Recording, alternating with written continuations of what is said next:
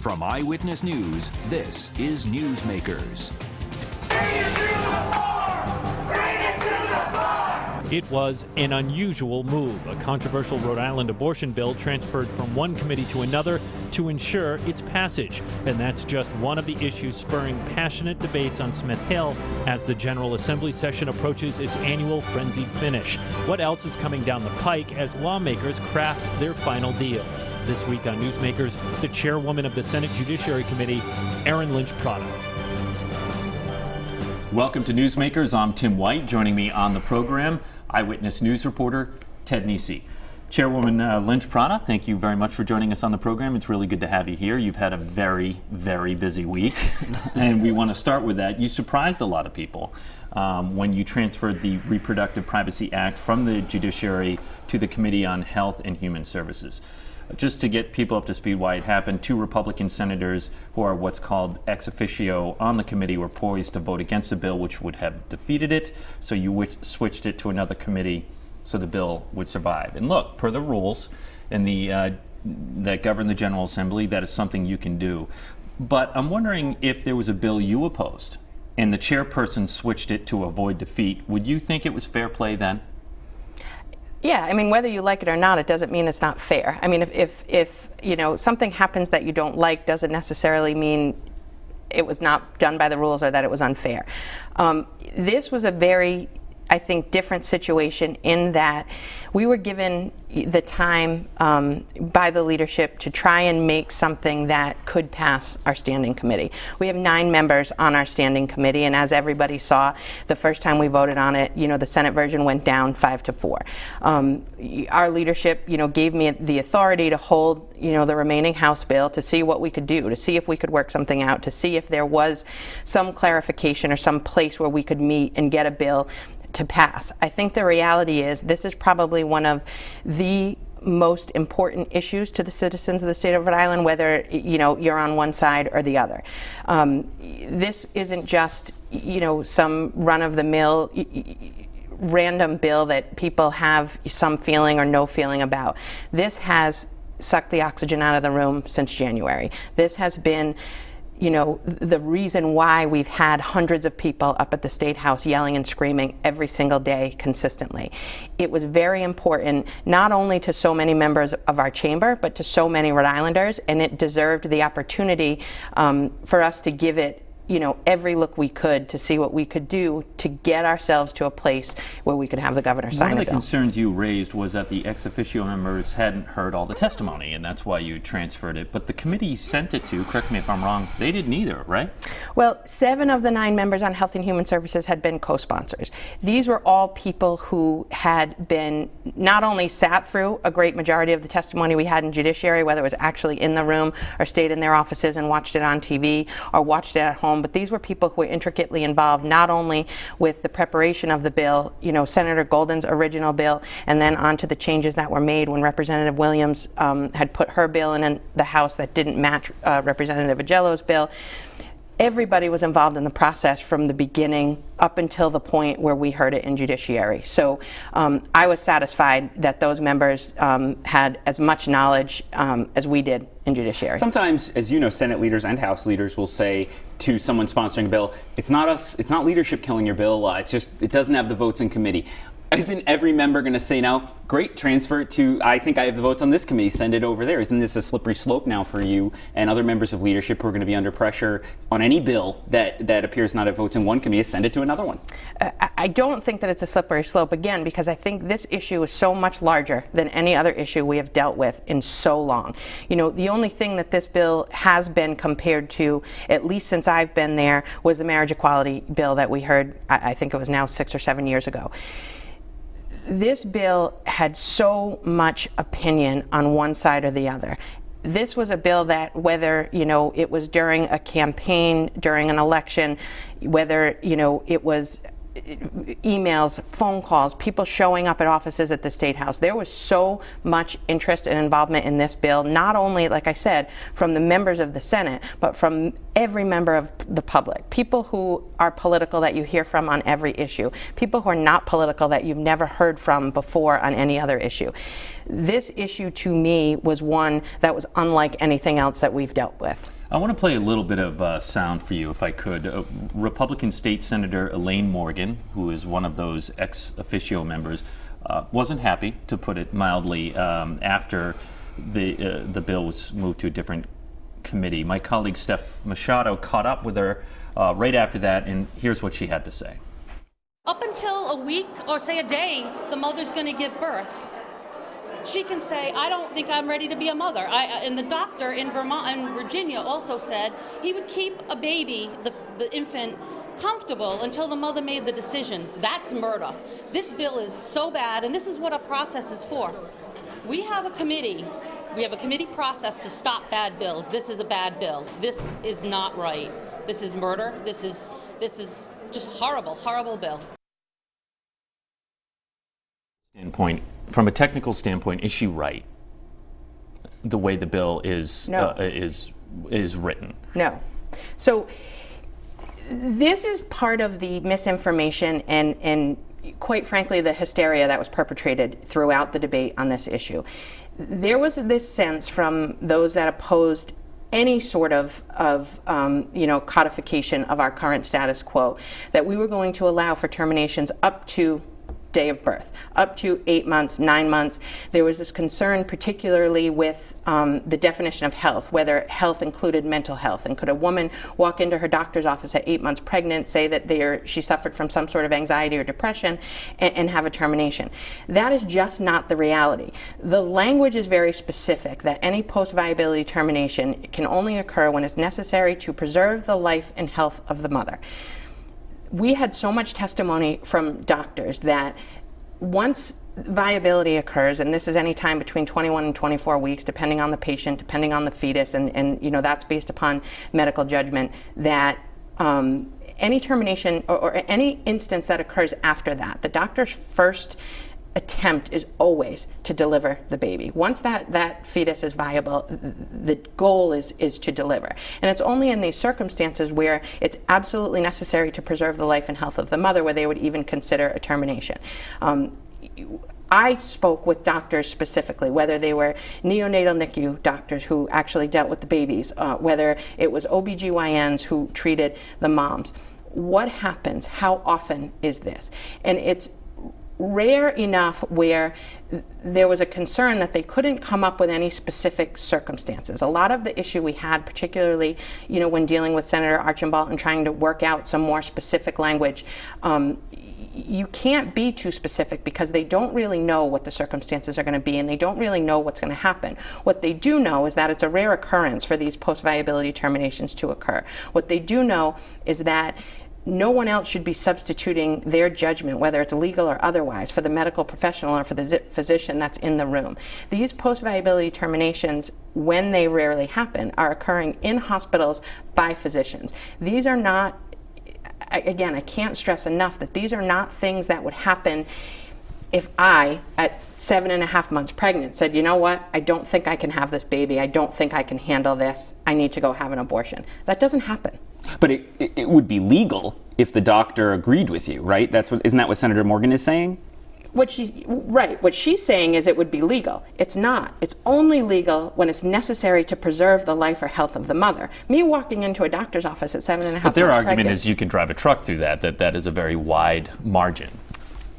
And I just don't agree with that. I mean, we have doctors making medical decisions for a reason, and I don't think lawyers or legislators should substitute their medical judgment for a physician. I want to ask you about a provision your committee did add to the bill toward the end of the debate. A doctor is required, if there is a late term termination, to put a note in the woman's medical file explaining the rationale. What was the thinking behind that provision, and how would those notes be used in some way? What was the committee's thinking that was necessary? So there was a lot of discussion about whether or not their reviews occurred with the doctor, whether it was by the hospital, whether they were peer reviews, if a post-viability termination occurred. what we wanted to make very clear, and what the doctors made very clear to us, is that there are standards that they follow. There are standards within the Department of Health regulations. There are their own professional standards. There are hospital standards. There are all different standards that they do follow. And one of those is the norm that there be some sort of review with a post-viability termination, whether it's a peer review, whether it's a board review by the hospital, or whatever it is. So what we wanted to make very clear was what the responsibility was of that doctor if there was a post-viability termination. And the responsibility of that doctor is to put in that patient's medical record what the basis was for the doctor's medical judgment in performing that termination. Again, so you can't drive a truck through it. If someone from the Department of Health wants to look to determine whether some unprofessional conduct occurred, whether there was some discipline required, pulling someone's license, suspending someone's license because there's some bad actor out there that's doing what they're not supposed to be doing, that there is evidence as to what the rationale was that the doctor used to make that determination. I'd like to get your reaction to shifting gears here, a big story that was in the headlines this week. Under mounting pressure, House Speaker Nicholas Mattiello removed a $1 million line item in the budget that was earmarked for a treatment program by a single Cranston chiropractor.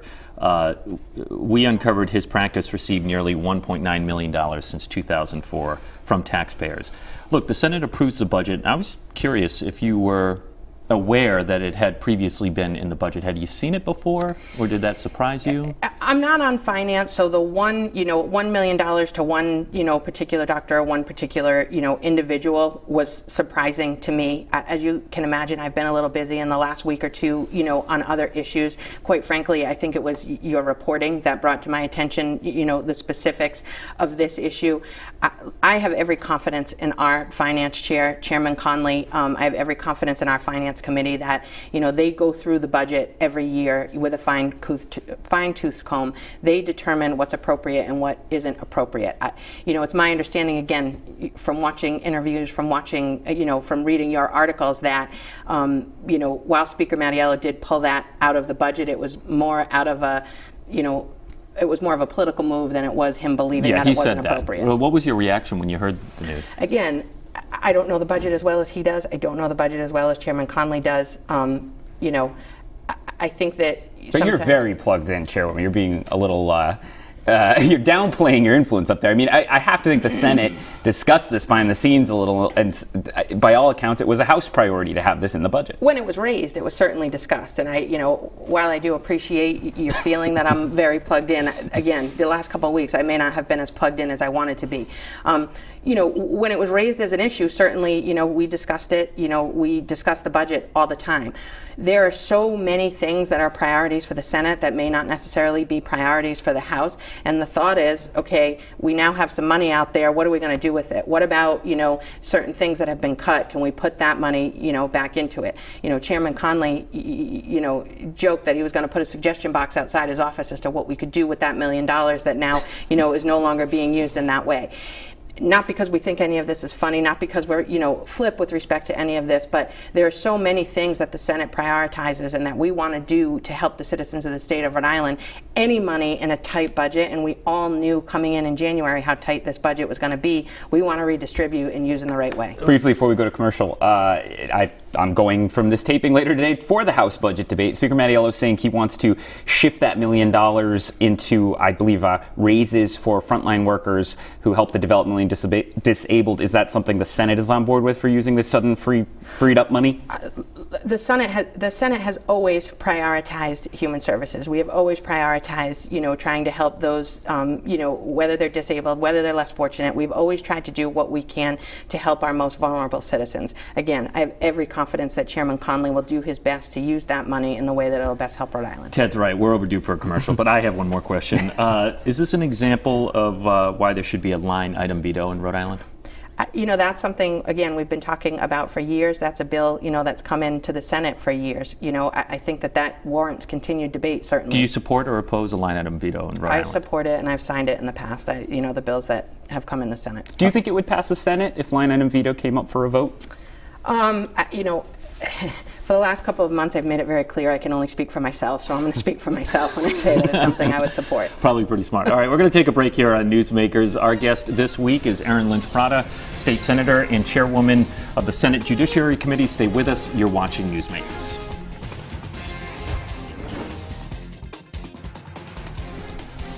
Welcome back to Newsmakers. I'm Tim White. To my left, Ted Nesi.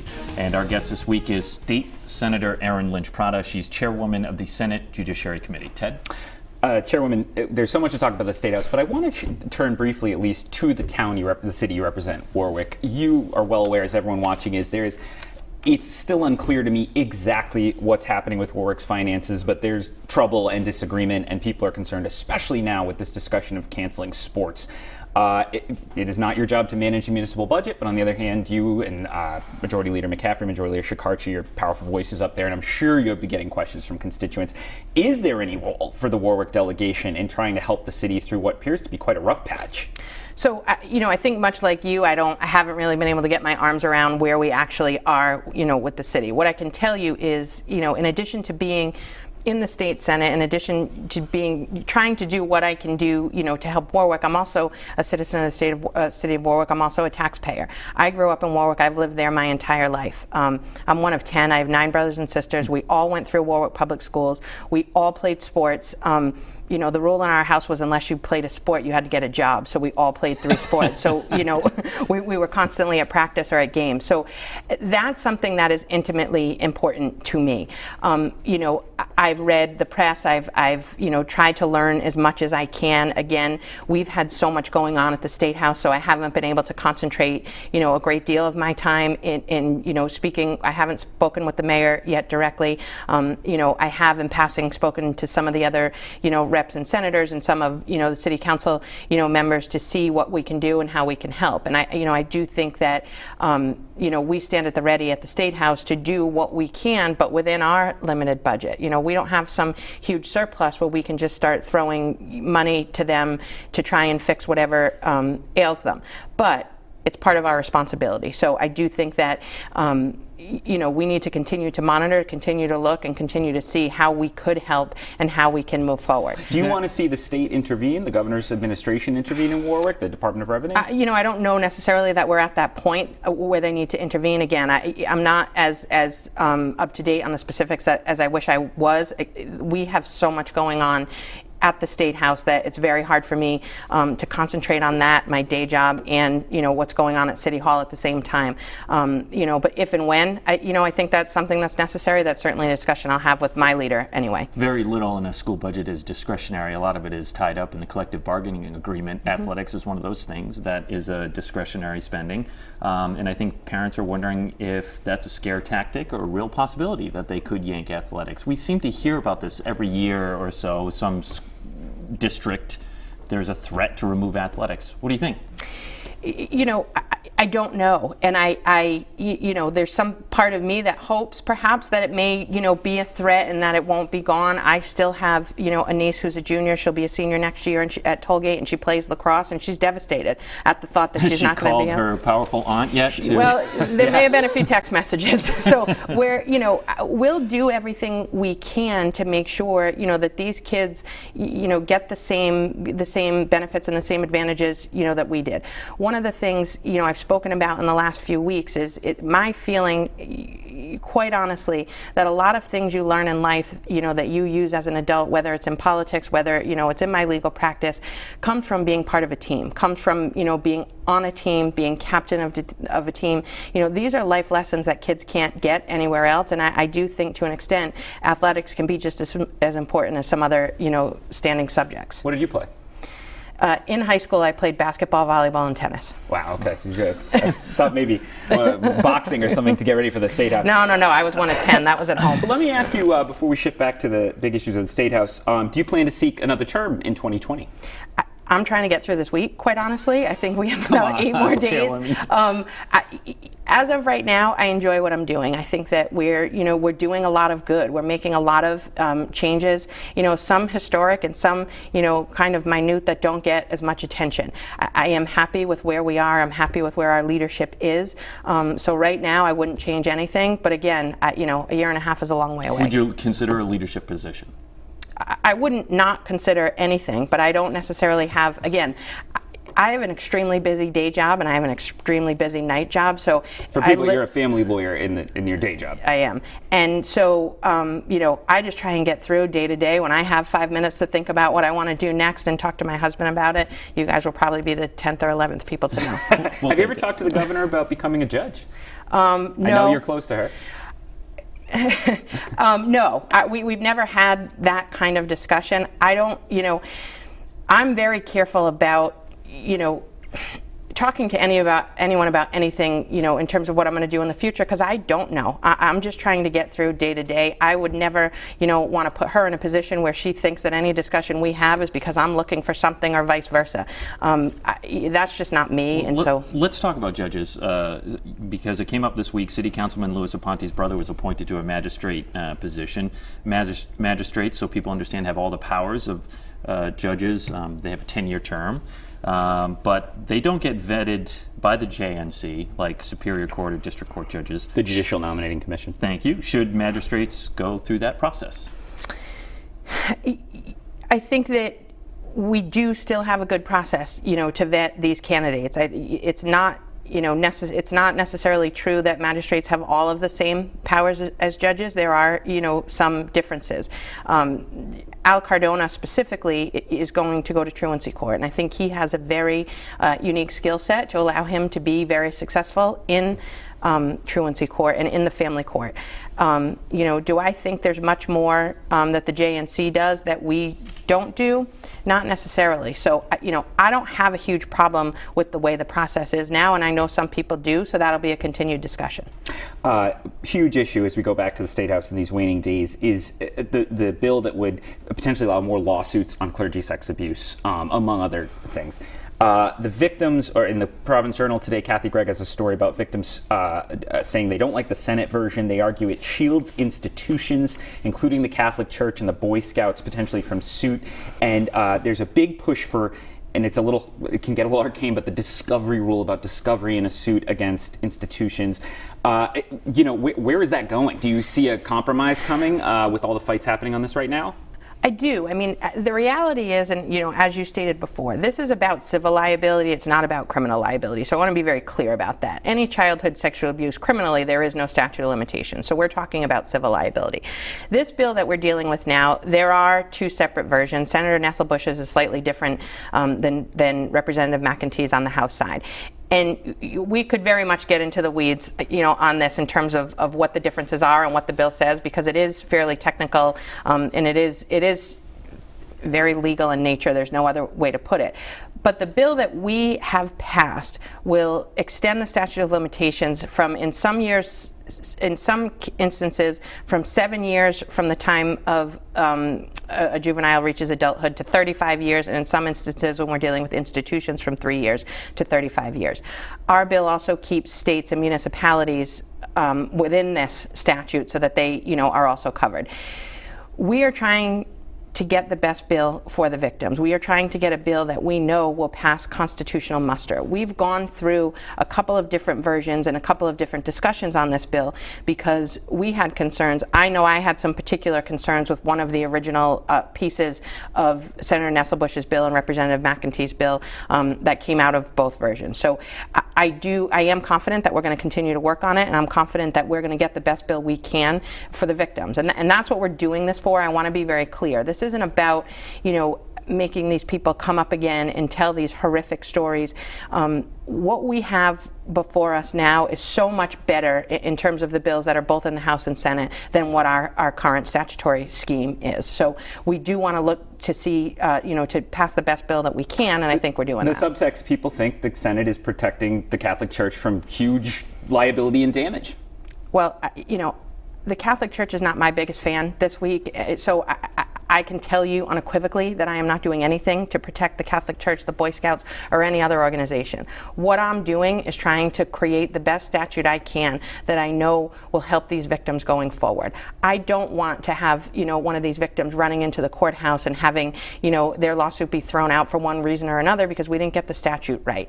The devil is always in the details, and, I've had so many discussions with people about this bill. We just want to get it right. That's all we want to do, and we're not trying to protect anyone. This is something a lot of people might not understand, but you've been devoting a lot of time to it. The Uniform Parentage Act. In a minute, explain it. So right now we have certain paternity laws on our books. One of the biggest issues we have now is if a couple has a child, a different sex couple has a child during their marriage, there's presumed paternity, that the husband is the father of the child. It's a rebuttable presumption. You could argue against it if there's some allegation the father is not the child. If we have a same-sex couple, there is no presumption of paternity or maternity because biologically they can't have the child together. So there has been some issue over the last few years as to how our family court is handling it and whether or not if there's an egg donor or a sperm donor, then the person then needs to go and terminate the parental rights of the person that donated the sperm or donated the egg. The same-sex partner who does not have, if we have two women and one actually has the child, the other mom who has been the mom throughout then has to adopt that child, and under our current statute you have to wait 6 months to do that. So we're just trying to make it easier for those families to be legal families. Erin Lynch Prata, she is the chairwoman of the Senate Judiciary Committee. Thanks so much for joining us. For Ted Nesi, I am Tim White. We will see you next week here on Newsmakers.